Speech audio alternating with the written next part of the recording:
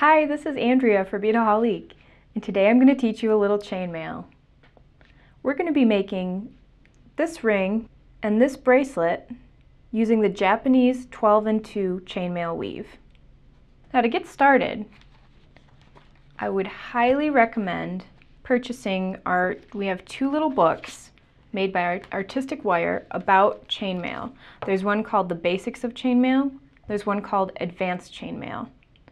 The weave I'm going to teach you today is from the Advanced Chainmail book, but I find that it's fairly easy to learn. So let's start with that. The great thing about this book is that the author tells you exactly what kind of jump rings are needed for each weave, and they correspond with the Artistic Wire packets of chainmail rings that we sell. The reason this is so handy is because you'll see with chainmail, a lot of times you'll hear terms like aspect ratio, inner diameter, and it all gets a bit confusing. To start off, she tells you exactly what you need so you don't have to do the math.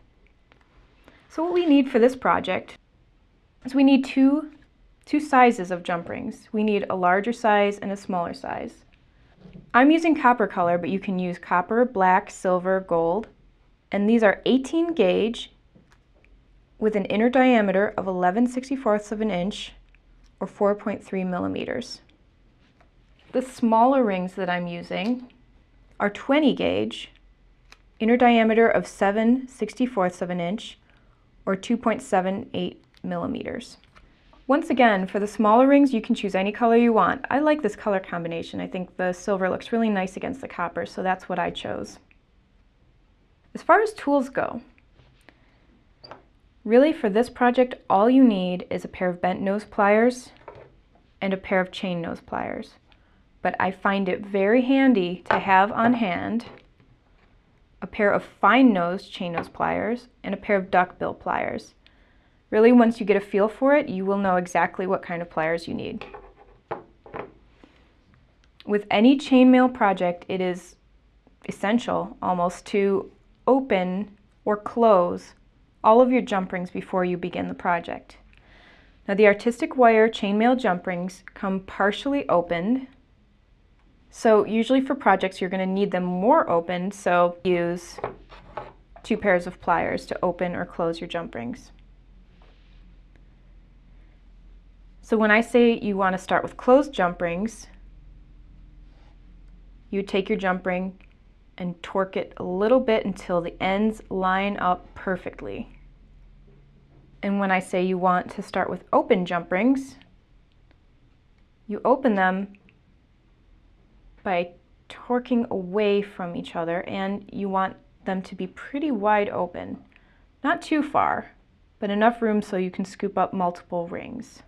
So for this project, I need all of my copper rings to be open, and only some of my silver rings to be open, and the majority of them closed with the ends completely aligned. Also for this project, you will need, for both projects, the ring and the bracelet, you're going to need 2 packages of the copper rings and 3 packages of the silver rings. First, I'm going to pick up a copper ring using my bent nose pliers. And with this ring, I'm going to pick up 8 closed silver rings. Once you have 8 rings on, you can go ahead and close your copper ring. Now I'm going to take an additional copper ring and I'm going to thread it through all of those 8 jump rings. So I'm doubling the copper ring, and this can be a little bit tricky. Once you have all 8 rings on the second copper jump ring, you're going to close that second copper jump ring as well. So now that I have all 8 jump rings, all 8 silver jump rings onto my 2 copper jump rings, I'm going to pick up 4 more open silver jump rings and add them to both copper jump rings. So you should have a total of 12 silver jump rings on your 2 copper jump rings. what you're going to do is you're going to take an open copper jump ring and you're going to thread it through 2 of the closed silver jump rings out of the 12. Then you're going to take 2 more closed silver jump rings and I'm going to add them to the right half of the copper jump ring. And I'm going to close that copper jump ring once more. Then I'm going to add another open copper jump ring to the 2 silver jump rings that I just added, and I'm going to thread them through the 2 that are connecting it to the double first little unit that we made. And I'm going to close it once more. Now you have 1 petal on your flower. I'm going to do the same thing. I'm going to pick up 2 on the center of the flower, 2 of the closed silver with an open copper. I'm also going to thread the new copper jump ring through the 2 extra jump rings that we added. Once again, before I close it, I'm going to add 2 more closed silver jump rings. Then I'm going to close the copper jump ring. And I'm going to double that copper jump ring. Now I'm going to go through the 2 that I just added, the 2 silver connecting this petal to the center of the flower, and the 2 that are going to connect the 2 petals. Then you close that copper jump ring once more. You just keep repeating this all the way around the flower, and then I will show you how to end it. Okay, now I'm about to add my last petal to this flower. So I want to thread my copper jump ring through the last 2 silver jump rings attached to the center of the flower and through the 2 silver jump rings attaching this petal to the one next to it. And this time you don't have to add 2 silver jump rings because we have to do that afterward. So go ahead and close that copper jump ring and then double it. Okay, now as you can see, you just need 2 more silver jump rings to connect those last 2 petals. So we're going to take 2 open silver jump rings. And we're going to attach those 2 petals. There we have it. That's 1 unit. I already have 2 other units completed.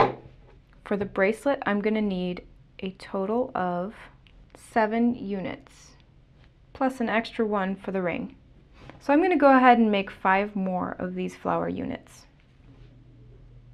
Okay, so here I have 8 finished units of the Japanese 12 and 2.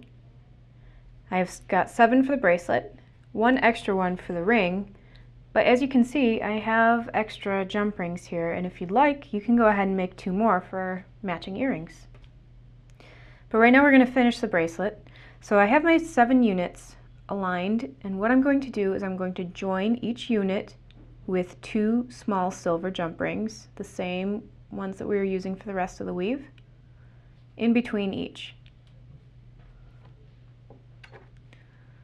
So I have some open silver jump rings, and I'm going to go ahead and do that now.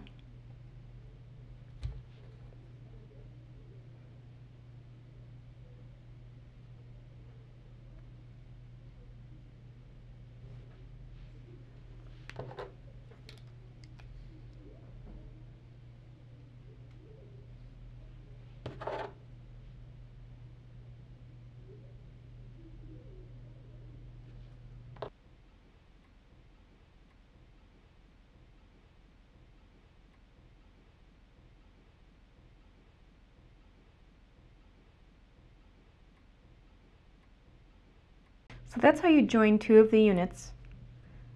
And right now I'm going to do the same thing, connecting each of the 7 units together.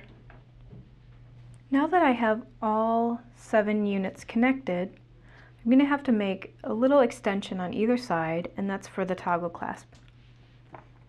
I chose this cute little flower toggle clasp to go with it. And it also comes in copper, but I decided to go with the silver. And it matches the flower motif of this particular weave. So what I'm going to do is I'm going to go ahead and add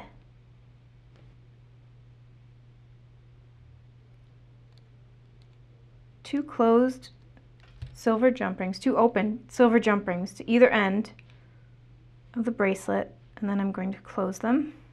Now that I've done that, I'm going to take a copper ring.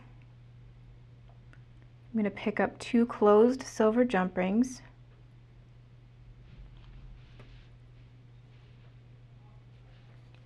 I'm going to add it to the 2 silver jump rings that I just added at the end of the bracelet. Close that copper guide again. I'm going to double the copper ring.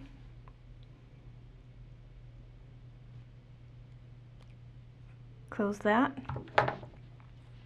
I'm going to check the length here. That's about as long as I want that extension. I'm going to do the same on the other end of the bracelet. Okay, now all I have to do is add the clasp. And this clasp comes with a jump ring already on it, but we don't need that. I'm going to take that off, and you can save that for another project if you'd like. And what I'm going to do is I'm going to use a single copper jump ring to attach each end of the clasp to each end of the bracelet. So there's one. And there we have the other half. Once again, I'm going to check the length, and to me this seems a little bit long, so if it is too long for you, also, you can omit a couple of the double copper links at the end. Let's see how long this actually is. From end to end, it's 8 inches long. So if you were to omit one of those sections, it would probably be a really good length. So that's how you make the bracelet using the Japanese 12 and 2. Now I'm quickly going to show you how to make the ring. That's going to be the front of your ring. And all you're going to do is you're going to add 4 extra jump rings to each half. So what I'm going to do is I'm going to go ahead and open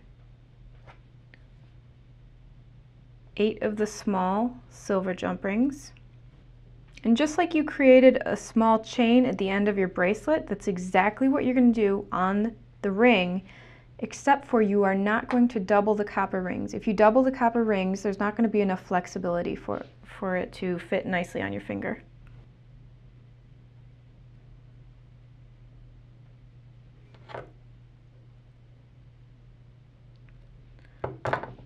So what I'm doing is I'm adding 2 open silver jump rings to 2 of the adjacent petals on either side. So 2 on this side, and then directly across from it, 2 on that side. So what I'm going to do now is I'm going to take an open copper jump ring, and I'm going to pick up both sets. So that's 4 jump rings, both sets of the silver ones. I'm going to close it again. I'm going to do the same thing directly across from it. So you're making a diamond shape. So now I'm simply going to connect the copper rings of the band with 2 silver jump rings in between each. just like this. In this band, including the 2 points of the diamond, it has 1, 2, 3, 4, 5, 6, 7 copper jump rings. And that makes about a size 7 ring. If you'd like it to be smaller, I would just suggest removing the middle jump ring and subbing it for a smaller copper jump ring. So here I'm adding my last ring, and I want to join this end to this end. And as you can see, this end already has 2 closed silver jump rings, as does this end. So I'm simply going to take my last open copper jump ring, and I'm going to slide it through both sets of double closed silver jump rings and give it a twist closed, and there you have it. There's your ring to match your lovely bracelet. So that's how you do Japanese 12 and 2, and there are many different things you can do with this weave, so have fun playing around with it, and I hope you learned a lot. Thanks!